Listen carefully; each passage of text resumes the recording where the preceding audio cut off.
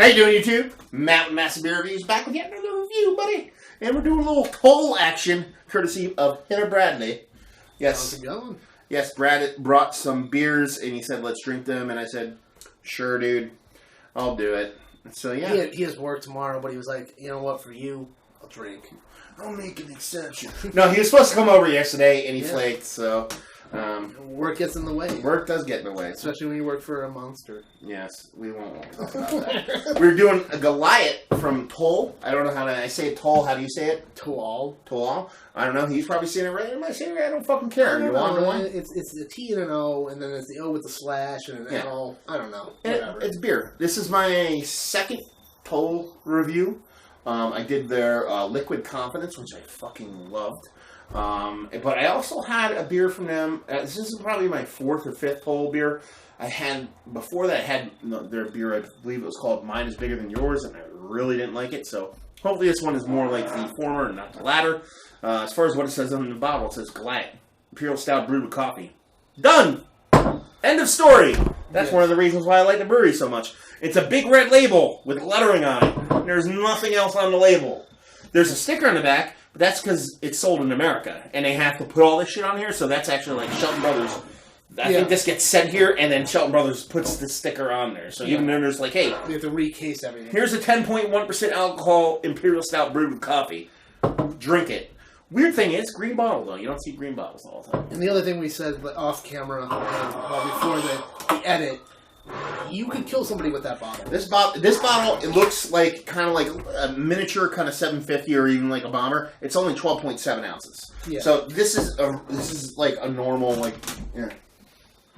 These hold the same amount of beer in them, pretty much. You know what I mean? So you can see the thickness. It's very reminiscent of like what Lost Abbey does with like Angel Share and shit, where they have those bombers that are like. Those are pretty gaseous release there. Yeah.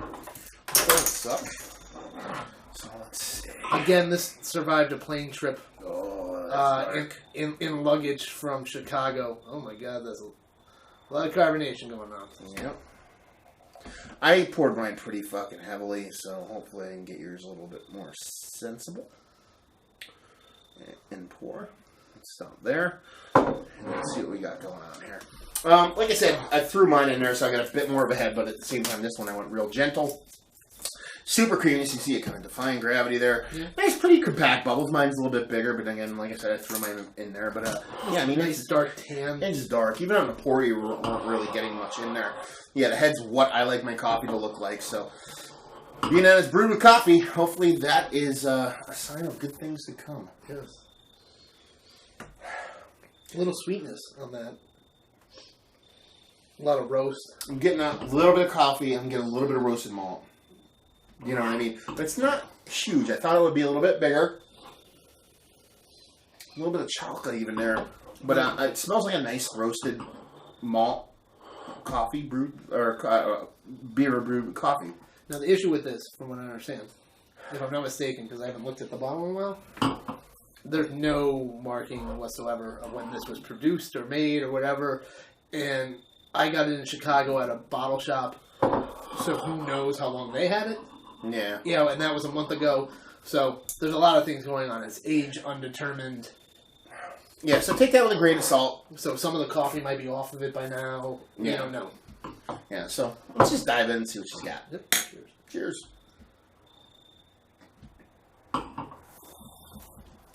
That's delicious.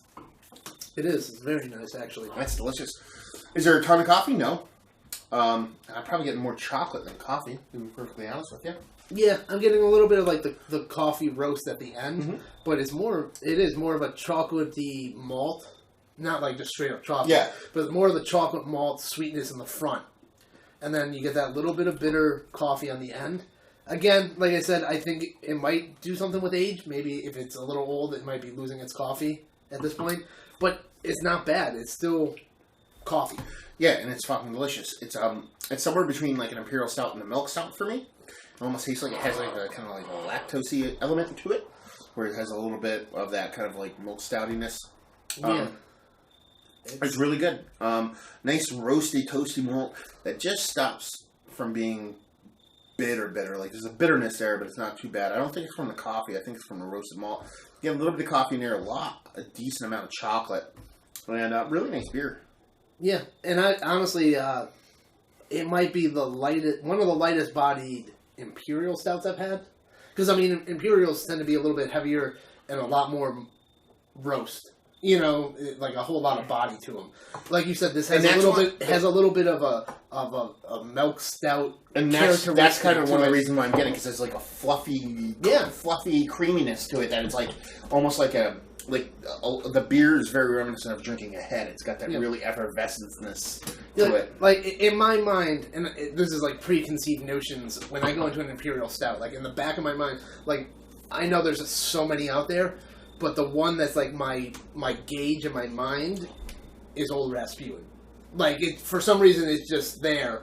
When someone said, like, so that's what I'm expecting is bitter and, you know. Yeah, I'm hoping I don't get that. Because that's the one, when I think of Russian Imperials, which is what I would call this, is I think of Courage, or I think of the Stout Black Albert, which is very reminiscent of. Not as good as those, but we're very reminiscent. Yeah.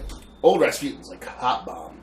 Yeah, but I'm just saying, like, it's just like you get that heavier body, and you get like a bitterness to it. Yes. You know, so I don't know why it is, but my default setting in my brain is that. I don't know why, because I've had other Imperial stouts, you know, like, but for some reason it's like maybe expect the worst and hope for the best or something. Not that Old Rasputin is the worst, but sometimes you get an aggressive. No, dude, I totally get it. There's a lot of companies that produce old ales.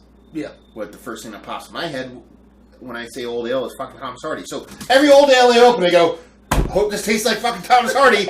It's not going to. No. Because nothing tastes like that. But that's the fucking measuring stick that I hold to old ales. Oh yeah. And I said it. And so for me, Russian Imperials is like, you know, the flashbacks to the first time you ever had Old Rasputin. Oh, those are... I woke up in a dumpster in Cincinnati that night. Cincinnati's a dumpster. Yeah, nice little lacing on it. Really nice creaminess. Like I said, it's more like Russian Imperial, and it's milk stouty Russian Imperial for me. And it's holding a head pretty well. I mean, like, it thinned out and went down there. You know, like half a finger now, but it's still there. Really delicious, man. Really delicious desserty beer. You know. I wouldn't mind drinking one of these every once in a while. You don't even know it's 10.1%. I'll say that much. Not even close. You know, I'm not doing the whole rating thing. I'm just talking about beers now. And would I buy it again? Yes. Well, actually, would I buy it? Yes, because I didn't buy it again. He bought it. Would I buy it at the price point? You said it was sub 10, probably. I think it was like $9.99, if I'm not mistaken. So $10. Yeah. Yeah, I mean, it would be an occasion beer. I might pick one up to cellar, or I might pick one up to take to a party to share with more people. But it's not something I would buy a few bottles of. Availability, it's weird, because Toll, I can get them, but I have to travel outside the area. So it's a hit or miss thing, so take that with a grain of salt. And just say, if you like what we like this. Yeah. I mean, when he's talking about availability first, like, if you're on the East Coast, Shelton Brothers, Connecticut, I believe, right? They get most of them, and Be United get most of the imports. Mm-hmm. They're the people that house them. So your availability on the East Coast, especially if you're in a major metropolitan area, probably a lot better of a chance to get it. Yeah. You know, I don't know who does West Coast stuff. Sorry. Yeah. Now, if you like something, I mean, to be honest with you, if you like Guinness, if you like any type of just, you know, left-hand nitro stout. Yeah, I mean, I was going to say. It's like a medium-bodied stout. It's somewhere between like a Russian Imperial and a nitro stout in body, not in flavor. Yeah. Flavor-wise, I would go what I just said: the Stout Black Albert, Courage Imperial Stout. If you like those beers and you're looking for something in the same kind of vein, this is kind of the vibe I'm getting from this. Like I said, again, dating-wise, we don't know, but there's not a ton of coffee there. But there is coffee, but it's not. I wouldn't call it a coffee Imperial Stout. I would also, if you gave this to me blind, I would go, "Oh, I'm getting coffee notes," as if I got it off of this base stout, as opposed to actually being brewed with coffee. But again, we have no idea how old it is. And just say it's a really nice beer, really well made. It's really, there's not much negatives there. It's got a nice little a touch of bittering in there that works for it. It's got a really fluffy, creamy body to it, and it just tastes fucking good. Yeah. And I mean, just looking at the bottle now that it's empty, you can see a neck ring on it, like somewhat. Yeah, usually determines that it's been sitting there for a while. Yeah. It's not a super hazy neck, but you can definitely get a ring from it. So, like he said, yeah, it's probably been sitting for a bit. So there you go. If you see one, you should pick it up, even if you don't know what date it is, because you know it's still going to be good. Because I like it, and if I like it, that means it's fucking awesome. No, that means I think it's awesome, but whatever. Yeah, there you go. I do like it. Yeah, I like it too. So there you go. Another review in the books. Hopefully, you guys enjoyed the review. If you did or you didn't, or somewhere in between, please leave a comment and subscribe and like and whatever that happens down in there. If you want to check us out anywhere else on the internet, Facebook, Twitter, Instagram, Untapped, me, Master Beers, and all 4 of those places. And I'm on Instagram as MeatSmoke451. MeatSmoke! So if you have any more Toll or whatever you want, and you want to send it our way, that'd be awesome. Oh, look at him plug it. Yeah, give it all, free beer. Well, and, Matt gets that already. I just want, send some to the Meat Smoke. Meat Smoke, baby.